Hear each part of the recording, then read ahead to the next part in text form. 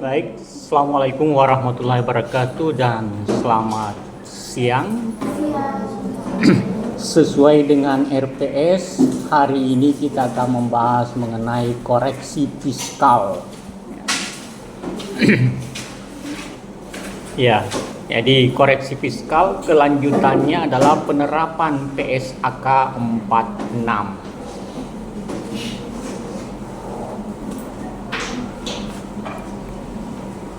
Ya, pertanyaan pertama adalah mengapa kita harus melakukan koreksi fiskal?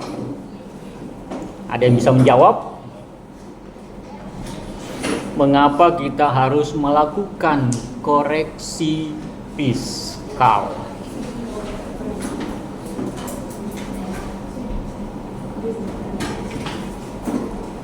Ada yang mau menjawab kenapa kita perlu melakukan koreksi fiskal? Ya, jadi kita harus melakukan koreksi fiskal karena pendapatan menurut akuntansi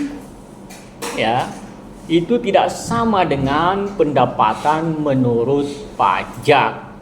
Ya. Begitu juga dengan beban, Beban menurut pajak tidak sama dengan beban menurut akuntansi. Jadi kita melakukan pencatatan, tidak ada pencatatan yang lain kecuali berdasarkan standar akuntansi keuangan. Jadi kalau kita di Indonesia tidak ada pencatatan yang tidak sesuai dengan standar akuntansi keuangan. Jadi kita mencatat sekali lagi pendapatan dan beban sesuai dengan standar akuntansi keuangan. Kemudian aturan-aturan perpajakan, itu kita harus catat kalau dia mempengaruhi posisi keuangan. Jadi kalau ada aturan perpajakan meminta wajib pajak misalnya untuk memungut pajak, maka tentu harus dicatat sesuai dengan standar akuntansi keuangan. Bagaimana kalau kita memungut pajak dan itu yang kita pungut misalnya itu harus di-store ke kas negara, maka sepanjang belum di-store ke kas negara itu merupakan utang. Itu contoh Contoh bagaimana aturan perpajakan harus diakomodir dalam laporan keuangan. Jadi kalau ada yang tidak mengetahui aturan perpajakan, maka tidak mungkin dia bisa menerbitkan laporan keuangan dalam bentuknya yang final dan benar. Tidak mungkin. Karena ada aturan-aturan perpajakan yang harus dicatat. Jadi seperti kalau kita dipotong, dan itu pemotongan kita harus tahu apakah itu bersifat final atau tidak final. Kalau kita yang dipotong, Kalau kita yang memotong tidak ada bedanya apakah final atau tidak final. Tapi kalau kita yang dipotong, kita harus tahu apakah aturan perpajakan misalnya itu menghendaki bersifat final atau tidak final. Kalau bersifat final, boleh jadi dia sebagai beban. Boleh jadi sebagai beban. Boleh jadi harus dikapitalisir ke dalam asetnya. Tetapi kalau bersifat tidak final, maka dia harus menjadi uang muka pajak. Itu salah satu yang diatur dalam aturan perpajakan yang mempengaruhi posisi keuangan perusahaan. Kemudian kenapa kita melakukan koreksi fiskal? Karena pendapatan dan beban itu tidak sama antara pendapatan menurut pajak dan pendapatan dan beban menurut akuntansi. Kita mencatat sesuai dengan standar, tetapi kita menghitung pajaknya harus sesuai dengan aturan perpajakan. Itu hanya dalam rangka menghitung pajaknya. Tidak ada pencatatan menurut pajak. Tidak ada. Yang ada adalah pencatatan menurut standar akuntansi. tetapi pajaknya harus dihitung menurut aturan perpajakan kita, ya. Apa yang dihitung itu terkait dengan kewajiban, hak dan kewajiban perpajakan kita, ya. Oke, kita lihat poin-poin perbedaan, ya, antara pendapatan dan beban menurut akuntansi dan pendapatan dan beban menurut pajak. Ya, ya, yang pertama filosofi perbedaan laba komersial dengan laba fiskal. Ya, kemudian yang kedua, ya, jadi ini pokok pembahasan, ya, filosofi perbedaan laba komersial dengan laba fiskal. Kemudian selanjutnya kita membahas mengenai koreksi fiskal, ya. Di mana di sini kita akan membedakan identifikasi beda permanen dan beda alokatif, ya. Jadi perbedaan beda permanen dengan beda alokatif itu hanya bermanfaat kalau kita menerapkan standar akuntansi 46, yaitu pembentukan pajak tangguhan, ya. Kalau kita tidak membentuk pajak tangguhan, maka tidak ada gunanya kita membedakan beda permanen dan beda non permanen, ya. Itu saudara sudah pelajari di akuntansi keuangan 3, ya, terkait dengan akuntansi pajak penghasilan, ya. Tapi sekali lagi di akuntansi pajak penghasilan di bukunya Kiso itu hanya membahas pajak akhir tahun, ya. Kita di perpajakan itu membahas semua yang terkait dengan aturan perpajakan yang harus diakuntansikan, ya. Kemudian di bukunya Kiso, ya, tidak mengacu pada aturan perpajakan tertentu, termasuk aturan perpajakan di Indonesia, tapi jauh lebih luas dari itu, ya. Ya. Kemudian kenapa kita membedakan beda permanen dan beda alokatif? Itu tentu karena kita mau menerapkan standar akuntansi 46. Kemudian kenapa kita mau menerapkan standar akuntansi 46? Itu adalah agar laporan keuangan kita itu, ya, kualitasnya lebih tinggi dibanding kalau tidak menerapkan standar akuntansi 46, ya. Jadi kita akan menerapkan standar akuntansi 46 untuk meningkatkan kualitas laporan keuangan, ya. Nanti kita bahas bahwa semakin match antara pendapatan dan beban itu semakin tinggi kualitas laporan keuangan. Termasuk di dalamnya mematchkan antara beban pajak, ya, dengan pendapatan yang diakui pada periode itu, ya. Ya. Jadi sebelum kita melihat perbedaannya, kita melihat kesamaannya dulu, ya. Walaupun berbeda redaksi terminologinya, tetapi hakikatnya secara substansi sama, ya. Itu dari segi terminologi, ya.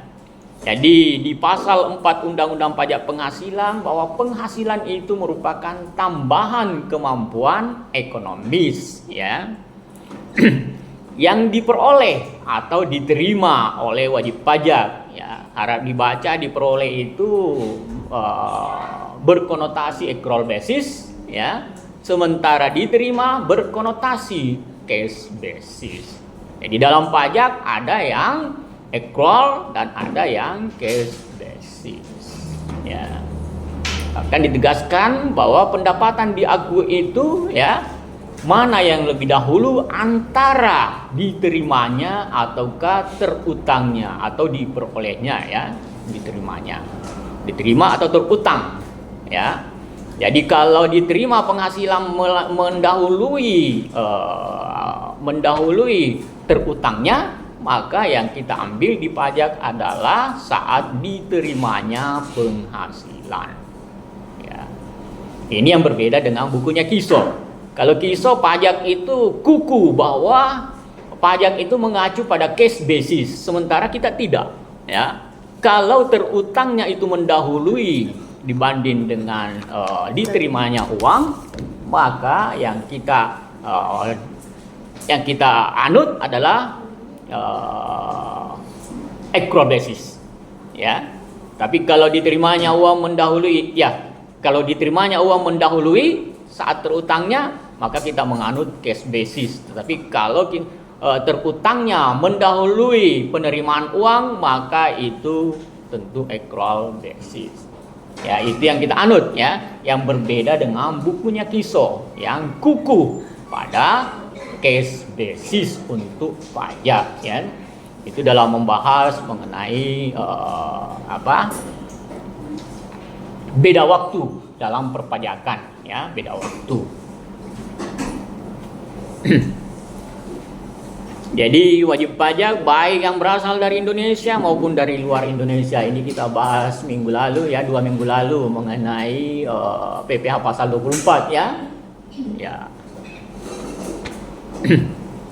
Yang dapat dipakai untuk konsumsi atau untuk menambah kekayaan wajib pajak. Itu terminologi penghasilan. Di sini ada kata tambahan. Kata tambahan itu mengacu pada 2 titik waktu, yaitu awal periode dengan akhir periode. Kapan akhir periode lebih tinggi dibanding dengan awal periode, berarti di situ ada income, ya, income tambahan, ya. Sama dengan yang dikatakan oleh Ustaz, ya, yang tergolong sebagai orang yang beruntung itu adalah orang yang keadaannya hari ini lebih baik dibanding dengan yang kemarin. Itu orang beruntung, ya, mengacu pada 2 titik waktu, sekarang dan sebelumnya, atau sekarang dengan di masa yang akan datang, ya. Itu orang beruntung, ya. Ya, di sini juga dikatakan ada income kalau ada tambahan kemampuan ekonomis.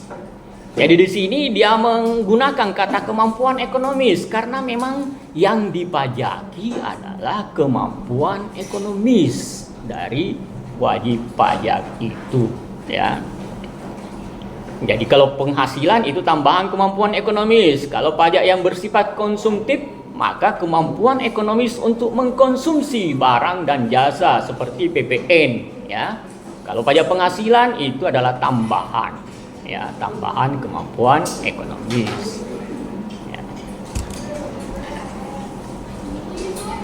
Ya, kalau berdasarkan standar akuntansi, ya, itu penghasilan itu adalah kenaikan manfaat ekonomis, ya, selama satu periode akuntansi dalam bentuk pemasukan atau penambahan aktiva dan atau penurunan kewajiban yang mengakibatkan kenaikan ekuitas.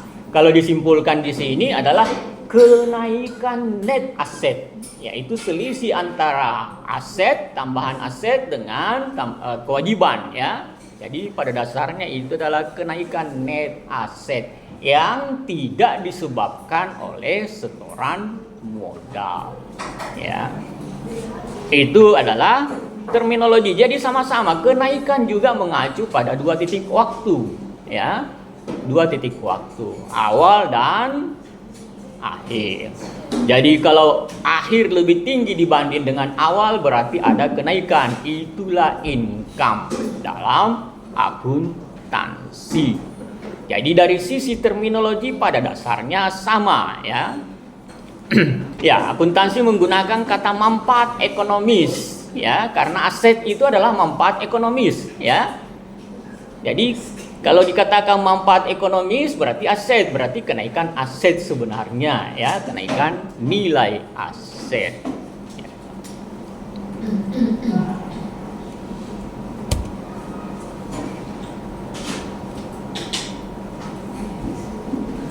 Ya, jadi di pasal 10 Undang-Undang Pajak Penghasilan ini tidak pernah berubah sejak tahun 94, ya. Jadi ini tidak pernah berubah. Anda tidak akan temukan di undang-undang setelah Undang-Undang nomor 10 tahun 94, ya. Di Undang-Undang nomor 17 tahun 2000 tidak Anda temukan pasal 10, ya. Begitu juga di Undang-Undang nomor 36 tahun 2008 tidak Anda temukan mengenai pasal 10. Begitu juga di Ciptaker dan Undang-Undang HPP tidak ada pasal 10 karena tidak pernah diubah sejak tahun 94 ya. Jadi di sini ya, konsep nilai yang digunakan dalam perpajakan ada nilai yang sesungguhnya berdasarkan transaksi ya, nilai yang sesungguhnya. Kemudian ada nilai yang seharusnya berdasarkan harga pasar ya. Kemudian ada nilai buku. Yang paling banyak digunakan adalah nilai yang seharusnya. Jadi pajak itu ya mengabaikan nilai yang sesungguhnya, manakala nilai yang sesungguhnya itu tidak mencerminkan nilai yang seharusnya ya. Jadi pajak mengabaikan nilai yang sesungguhnya manakala nilai yang sesungguhnya itu tidak mencerminkan nilai yang seharusnya. Itulah nilai yang seharusnya, itulah nilai wajar ya.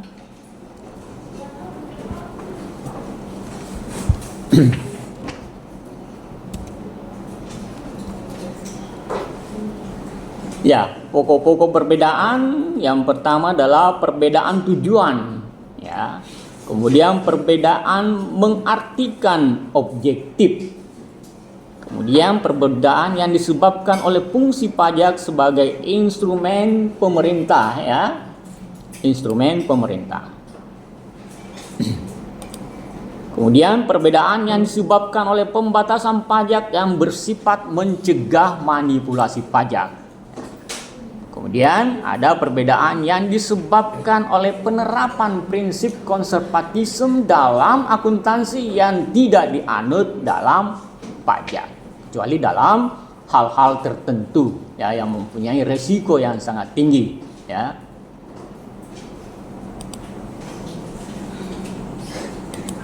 Ya, itu pokok-pokok perbedaan antara net income menurut standar akuntansi ya dan pendapatan bersih sebelum pajak menurut aturan perpajakan.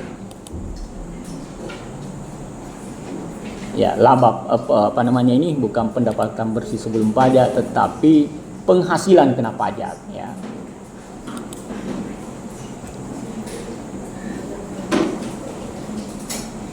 Ya.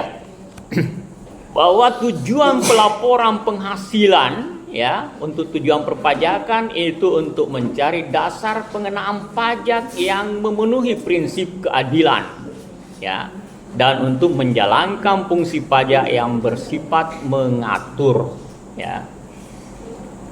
Jadi dalam mengatur perekonomian kalau misalnya ya misalnya di perusahaan Pentura ya, perusahaan Pentura supaya perusahaan Pentura itu menyalurkan dananya kepada perusahaan kecil dan menengah, maka imbalan yang diperolehnya dari pasangannya itu tidak perlu diakui sebagai penghasilan ya.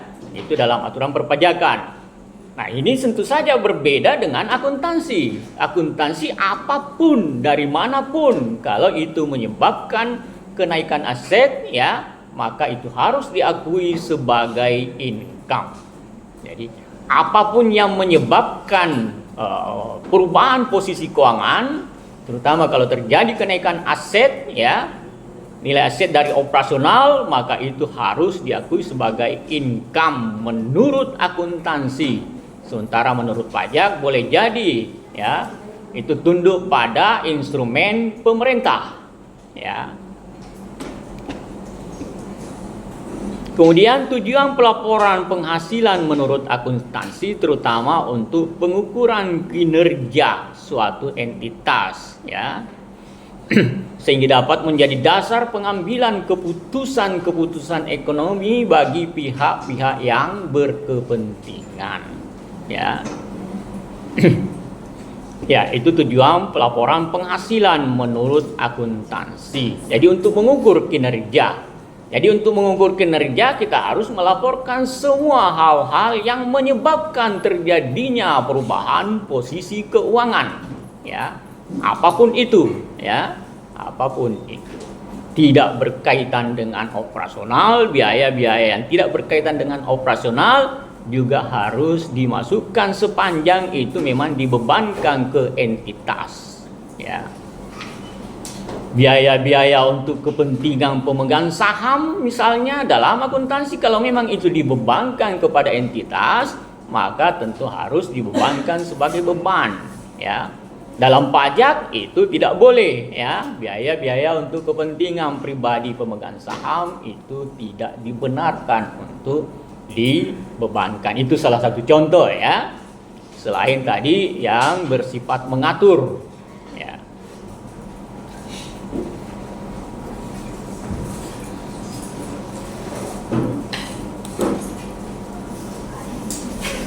Nah, ini kembali mengurai konsep nilai karena ini yang juga banyak menimbulkan perbedaan, ya.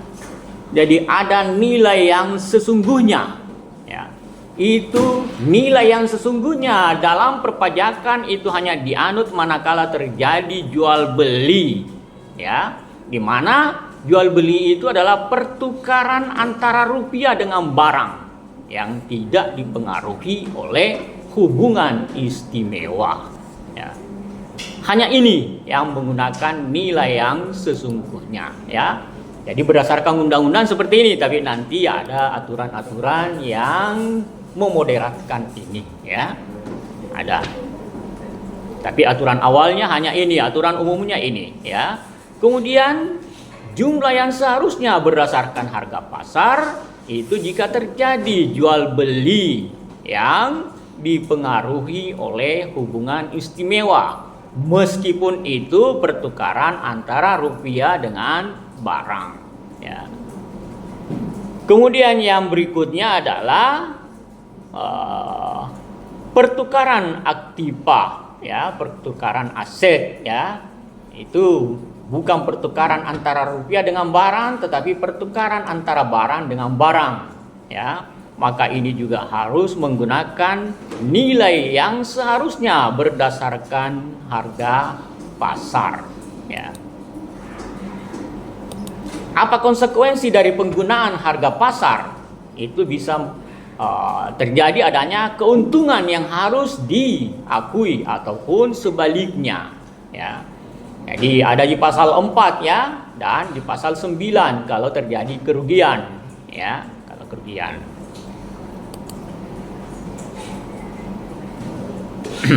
Kemudian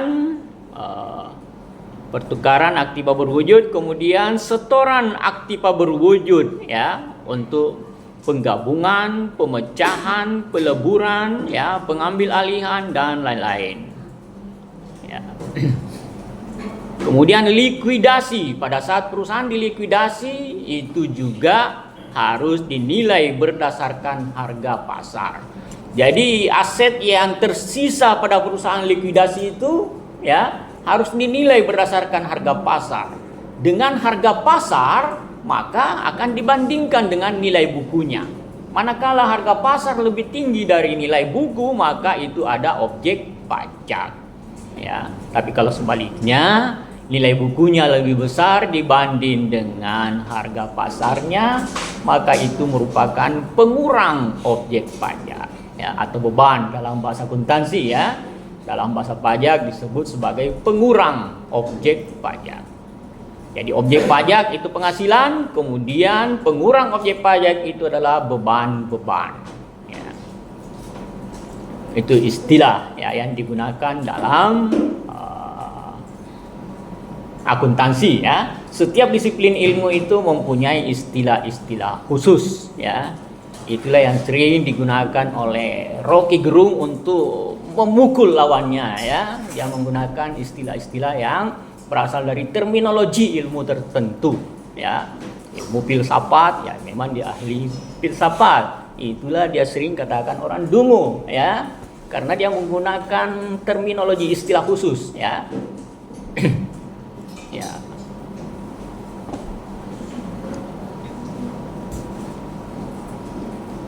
Kemudian sumbangan, ya, aktiva berwujud, ya. Sumbangan itu juga harus mengakui adanya keuntungan atau keuntungan, ya. Kalau sumbangan itu tidak dikurangi dengan nilai buku ya, tidak dikurangi dengan nilai buku. Kemudian setoran aktiva berwujud sebagai setoran saham ya. Bukan yang menerima saham yang mengakui nanti penghasilan, tetapi yang melakukan setoran ya. Di mana letak penghasilannya itu selisih antara harga pasar yang wajar dari aset yang di-store ya dengan nilai buku dari aset yang di-store pula. Ya, itulah objek pajaknya ya.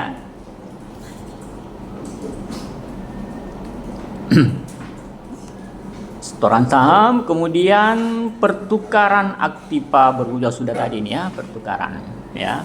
Jadi konsep-konsep nilai yang seharusnya ini jumlah yang seharusnya berdasarkan harga pasar itu menimbulkan keuntungan atau kerugian.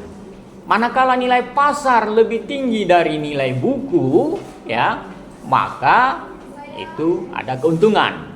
Dan keuntungan yang dimaksud di sini adalah selisih antara nilai pasar dari aset yang diserahkan dengan nilai buku dari aset yang diserahkan pula, bukan yang diterima, ya. Semuanya yang diserahkan, seperti setoran modal, ya. Kita menyetor dalam bentuk tanah atau dalam bentuk peralatan misalnya, ya. Maka di situ pihak yang melakukan setoran modal itu harus mengakui adanya keuntungan kalau nilai pasarnya lebih tinggi dari nilai bukunya. Ya. Jadi semua yang berdasarkan harga pasar di sini harus mengakui adanya keuntungan sesuai dengan pasal 4 ataukah kerugian sesuai dengan pasal 9 manakala nilai bukunya lebih tinggi dibanding dengan nilai pasarnya. Tetapi tentu saja umumnya lebih tinggi nilai pasar dibanding dengan nilai buku ya. Karena faktor inflasi misalnya ya. Di samping faktor inflasi kemungkinan ada faktor perubahan tingkat harga khusus ya.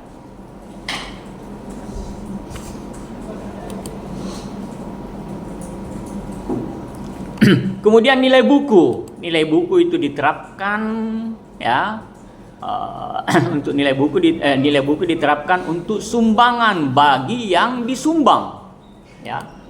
Jadi di sini pemerintah tidak mau tidak mau rugi ya. Jadi bagi pihak yang disumbang dipersilakan untuk menggunakan nilai buku. Dengan menggunakan nilai buku maka asumsinya nilai buku itu rendah. Maka biaya depresiasinya menjadi lebih rendah. Tidak boleh dia menggunakan nilai pasar yang disumbang itu, ya. Karena yang disumbang itu tidak mengakui adanya objek pajak pada saat dia disumbang. Ya, pada saat dia disumbang tidak mengakui adanya objek pajak. Justru yang menyumbang yang harus mengakui adanya objek pajak, yaitu nilai pasar dari aset yang disumbangkan. Khusus untuk sumbangan tidak ada pengurangan nilai buku sesuai dengan pasal 11 ya. Ayat berapa ya? 8 barangkali ya. Itu tidak boleh diperkurangkan dengan nilai buku kalau sumbangan. Jadi total harga pasar dari aset yang disumbangkan itu merupakan objek pajak ya. Ya mungkin ada yang ini, kenapa yang menyumbang itu dikenakan pajak lebih tinggi ya? Ya itu juga untuk keadilan, karena yang diberikan sumbangan tidak mengakui adanya objek pajak. Artinya kalau Anda menyumbang, sumbang sekalian dengan pajaknya ya, sumbang sekalian dengan pajaknya agar yang disumbang itu tidak perlu mengakui adanya objek pajak ya. Ya, kecuali untuk sumbangan-sumbangan tertentu ya. Seperti yang kita bahas dulu di perpajakan 1 ya, kecuali untuk sumbangan tertentu seperti sumbangan bencana alam ya. Sumbangan untuk infrastruktur, pendidikan, olahraga itu dibenarkan untuk diperkurangkan ya sebagai objek pajak ya.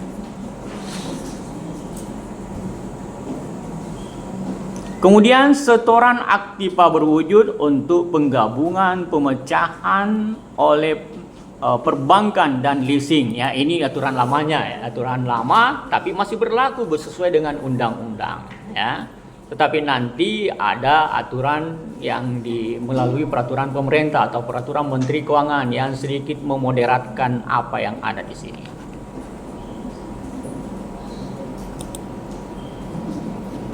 Ya, kita belum bahas di sini, ya. Nanti kita bahas ini pada konsep nilai yang dianut dalam perpajakan, ya, ada nanti. Ya, kita lanjutkan perbedaan, ya. Perbedaan mengartikan objektif, ya. Objektif dalam akuntansi itu apa adanya, ya. Objektif dalam akuntansi apa adanya. Kalau keluar 300 ya 300, ya. Sedangkan objektif dalam pajak itu adalah apa yang seharusnya, ya. Apa yang seharusnya kalau menurut pajak, ya. Jadi kalau rata-rata gaji direktur misalnya itu 40 juta, ya. Kemudian ada salah satu direktur karena dia pemegang saham atau keluarga pemegang saham digaji 60 juta, ya, maka dalam pajak itu dianggap bahwa gajinya hanya 40 juta. Karena itu yang wajar, yang umum, ya. Meskipun secara objektif apa adanya itu 60 juta. Tetapi pajak menganut apa yang seharusnya, ya. Seharusnya hanya 40 juta, ya. Silakan kalau mau 80 juta silakan, tapi itu tidak termasuk dalam perhitungan pajak, ya. Yang dihitung dalam pajak hanya 40 juta. Jadi itu objektif dalam pajak, ya. Umumnya objektif dalam pajak itu adalah apa yang seharusnya, ya. Apa adanya dibenarkan manakala apa adanya itu memang juga merupakan apa yang seharusnya, ya. Jadi memang apa yang seharusnya. Tetapi kalau misalnya tidak, ya, maka tidak boleh kita menggunakan nilai yang seharusnya, ya. Jadi nilai yang sesungguhnya hanya bisa dibenarkan kalau nilai yang sesungguhnya itu tidak menyalahi dari nilai yang seharusnya, ya.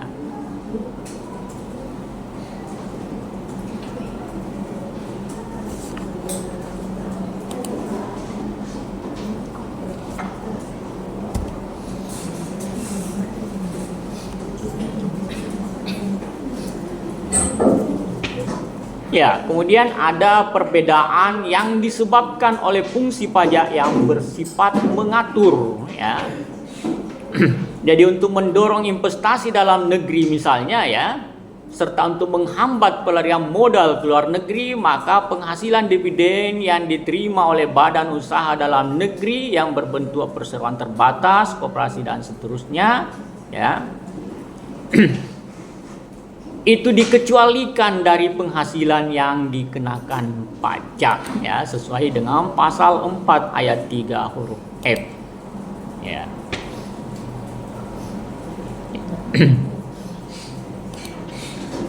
Ya, jadi meskipun itu penghasilan, ya, dalam akuntansi, karena penghasilan itu setiap ada tambahan kemampuan ekonomi, tapi dalam pajak boleh jadi itu dikecualikan, ya. Ya, pasal 4 ayat 3 itu menyangkut mengenai pengecualian, ya. Pengecualian pasal 4 ayat 1 itu merupakan objek pajak, pasal 4 ayat 3 itu yang bukan merupakan objek pajak, ya. Pasal 4 ayat 2 itu penghasilan yang dikenakan pajak bersifat final, ya.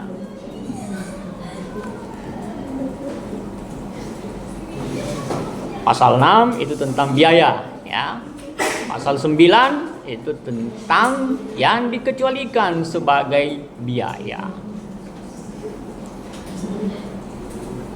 Ya, seperti yang saya katakan tadi, untuk mendorong pengucuran dana kepada perusahaan kecil dan menengah dari perusahaan modal Ventura, maka bagi hasil yang diperoleh perusahaan Ventura dari pengucuran dana tersebut dikecualikan sebagai objek pajak. Jadi yang menerapkan sebenarnya